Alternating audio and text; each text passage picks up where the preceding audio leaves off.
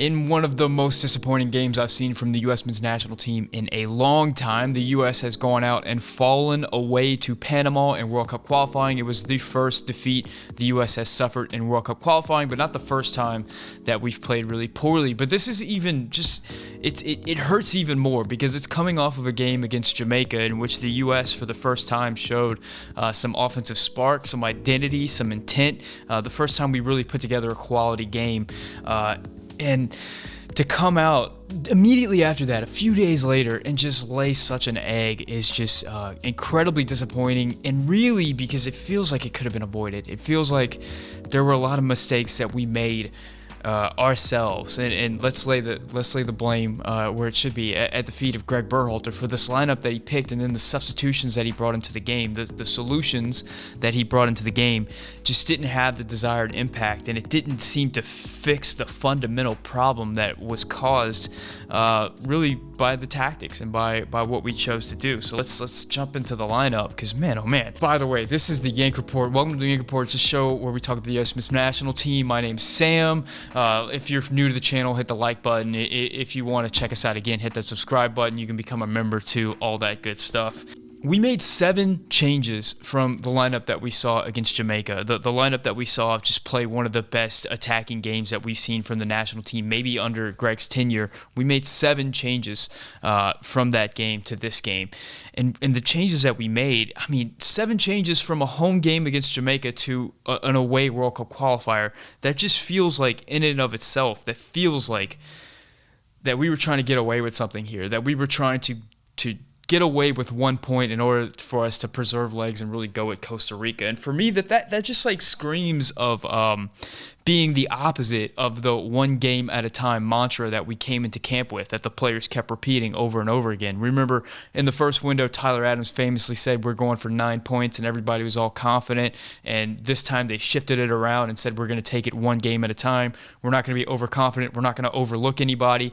But then we come out against Panama and make 7 changes to the squad. And let's go over the changes. We had Matt Turner in goal. We knew we were going to have Matt Turner because Zach Steffen, of course, was not going to be available for this game because of COVID restrictions in England and Panama being on the red list and all that stuff. Likewise goes for Anthony Robinson, so George Bello comes in.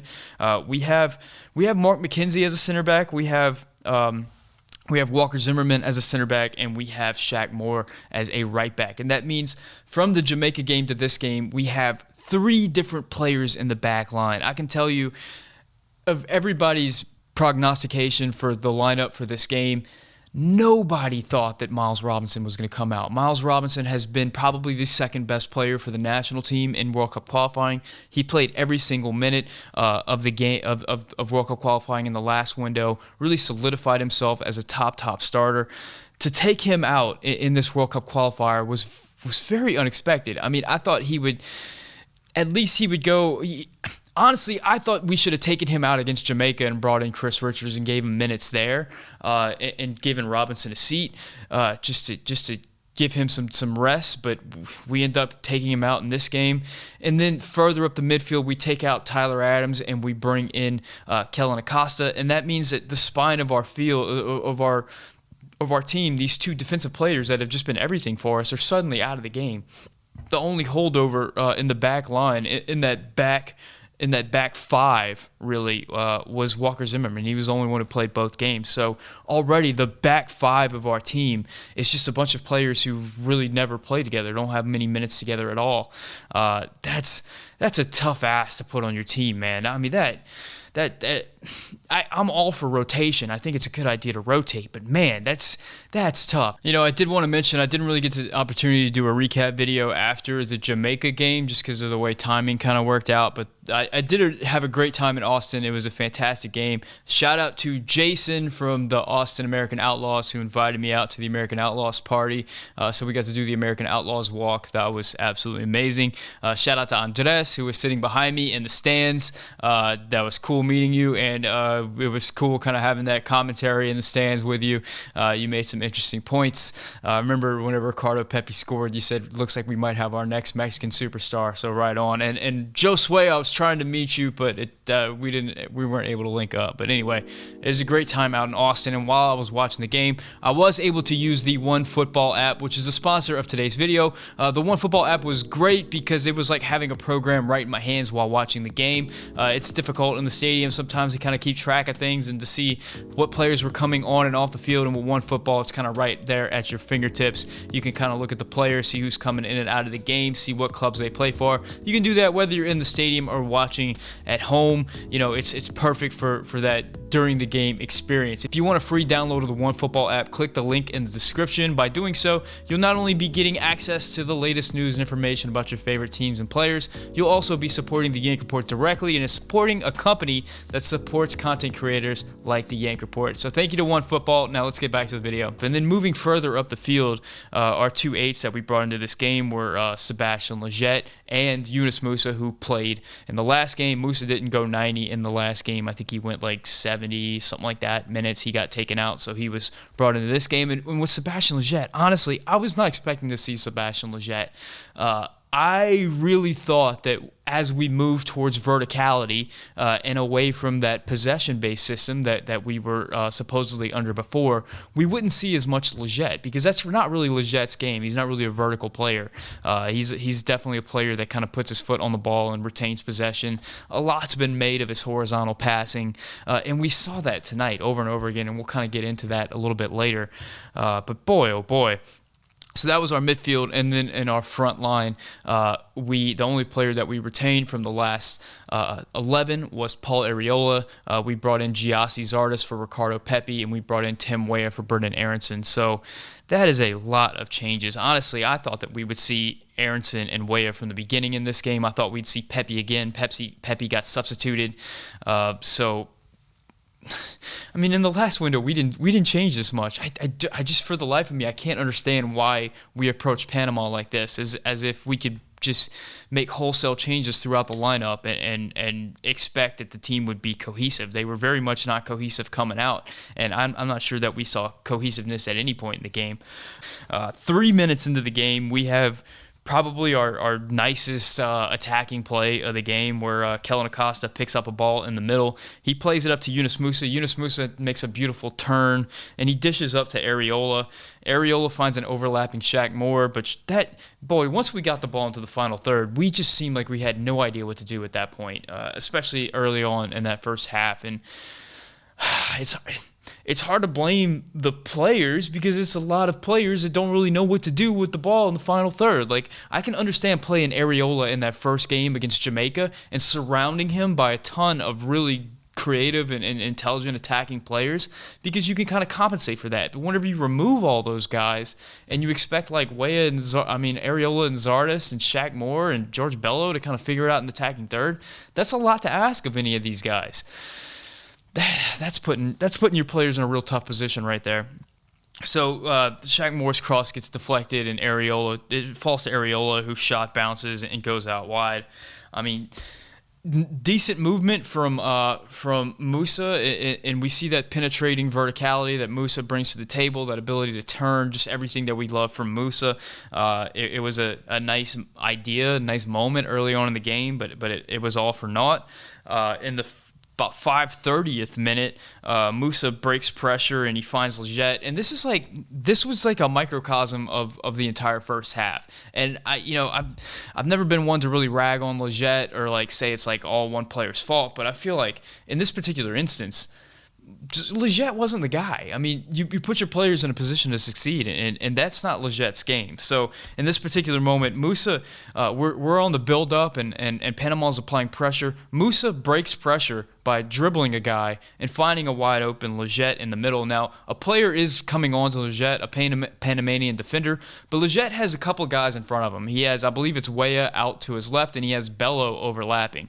And I think in the first game against Jamaica, whether that's Weston McKenzie or Yunus, whoever's playing 8, they kind of turn and they either drive into that space themselves, like McKenzie can definitely drive into that space, or they dish it out to the overlapping Bello, or they play that long ball to Weah. It's vertical. It's up the field real fast. It's moving, and that's what I thought that we would see in this game. But that's not Lletget's game.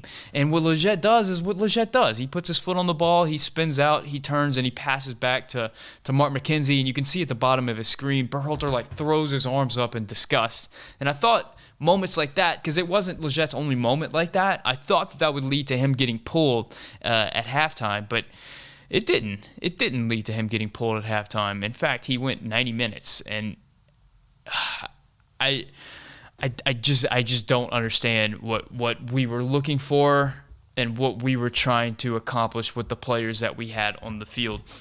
So in that moment, I mean, the ball gets cycled around. Mark McKenzie's upset. I believe he plays it back to Turner, and the U.S. just recycles possession.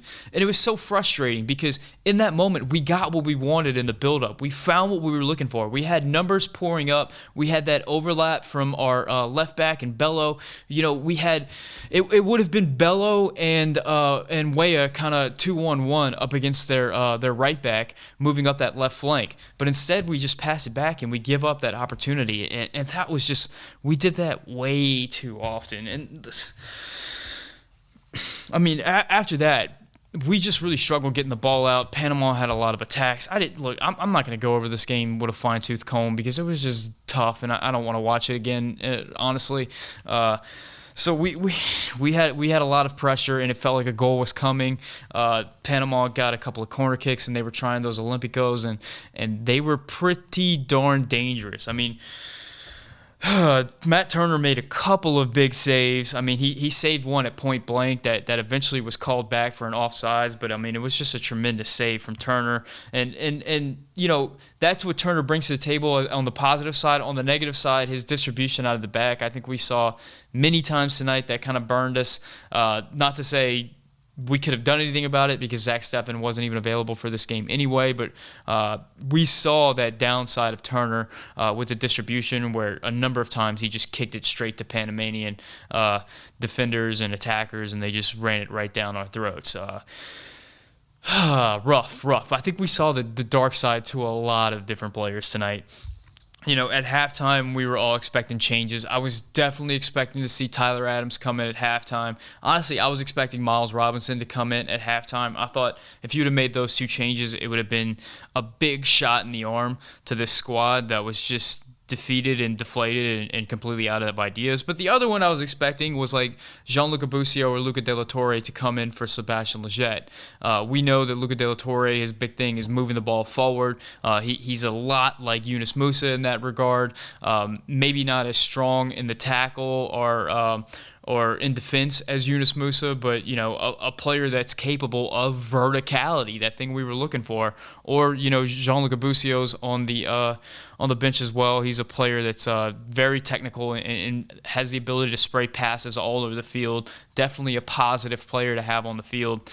And we didn't get either of those. We got Tyler Adams came in, and he came in for the one player that I don't think any of us were expecting him to. He came in for Yunus Musah, and that meant that we had Kellyn Acosta and Sebastian Lletget as the 2-8s. And where have we seen that before? Where does that sound familiar to you? That's the same midfield that we had against Canada. And if you recall, that game against Canada was one of the most putrid, disgusting attacks.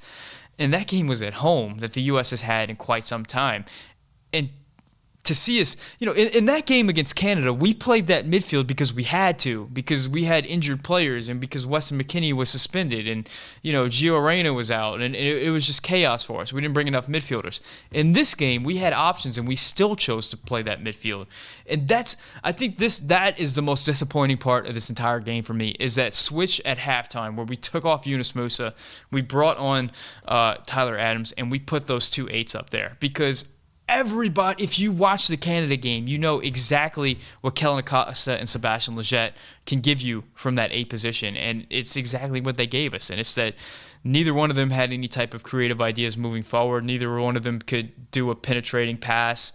They weren't really ones to get down the sideline, anything like that. And from that point on, it just became a game of Tyler Adams just making tackles and just trying to make things happen all over the field, and our 8s just unable to distribute the ball to our wings in our attack. I mean, eventually Panama scores on that corner kick. Was it an own goal? Was it a deflection? I don't really care. Who cares? Maybe Zardes hit it in. I don't care.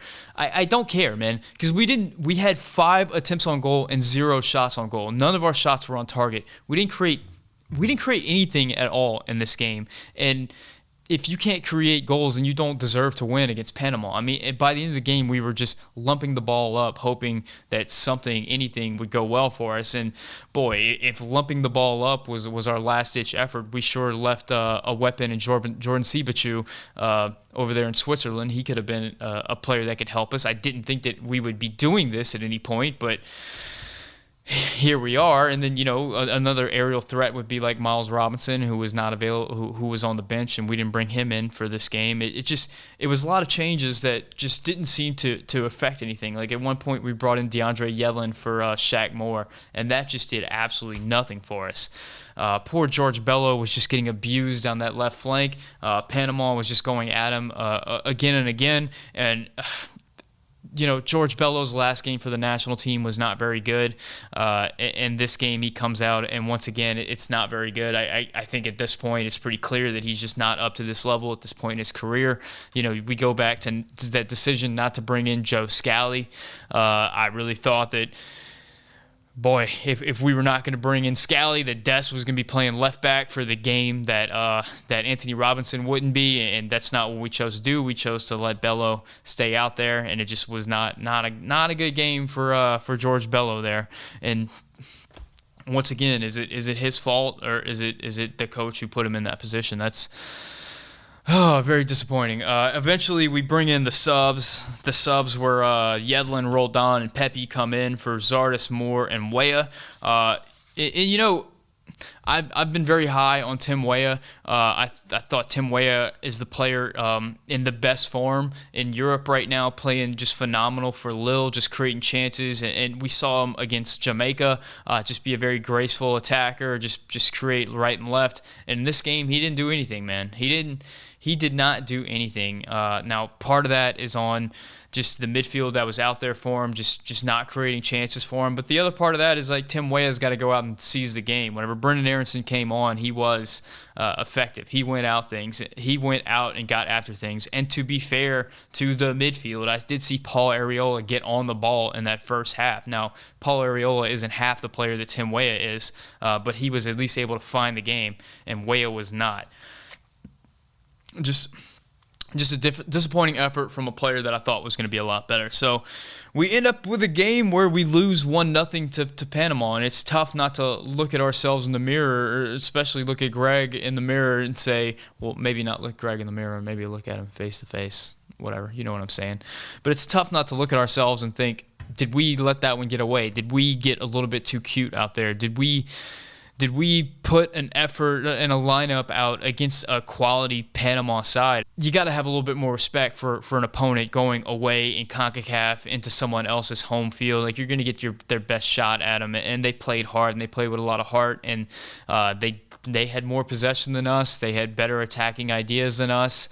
They came out to play, and that's more than I can say about us. I mean, just truly depressing result. We're going to come out against Costa Rica, and we're going to play 7 different players. We're going to play a lot more of the players that played against Jamaica, and I'm sure that it's going to be a lot more competent against Costa Rica, playing at home with guys like Weston McKennie returning to the midfield, and Pepe and Tyler Adams and guys like that. But just really disappointing. Just really disappointing game management. Like, was that really the plan, that we were going to start off with all those great players against Jamaica and then come out with wholesale changes in our away game at CONCACAF? I'm so surprised. I really thought that the plan would be come out strong against Jamaica, come out strong against Panama, and then kind of figure out in that last game against Costa Rica. But that's not what we did. We just allowed Panama to have an opportunity in this game, and they seized it, and they won the game. Just incredibly disappointing, man. So, I mean, questions are going to be asked of Gregg. I'm sure he's in a press conference right now, and he's feeling it right now. That's just inexcusable, man. Like, what are we doing? Like, Taylor Twellman, what are we doing? A disappointing defeat. I'm curious to hear what you guys have to say about this. I'm sure that most of us are going to be on the same page on this one. What would you have done different? Just air your grievances in the comment section. Lay it on me. As always, si puede hablar español, dígame un comentario en español para que puedo practicar mi español. Oh, this is a tough one, guys. We haven't lost in a while. I'm not sure how to handle it, and I'm not sure just where we go from here, how I'm gonna go to sleep. Like, this is not how I was expecting this Sunday night to go. Thank you guys so much for watching. Make sure you like the channel, subscribe. If you really want to support the channel, you can become a member, get access to badges and behind the scenes stuff and what, you know. My name is Sam, and this is the Yank Report.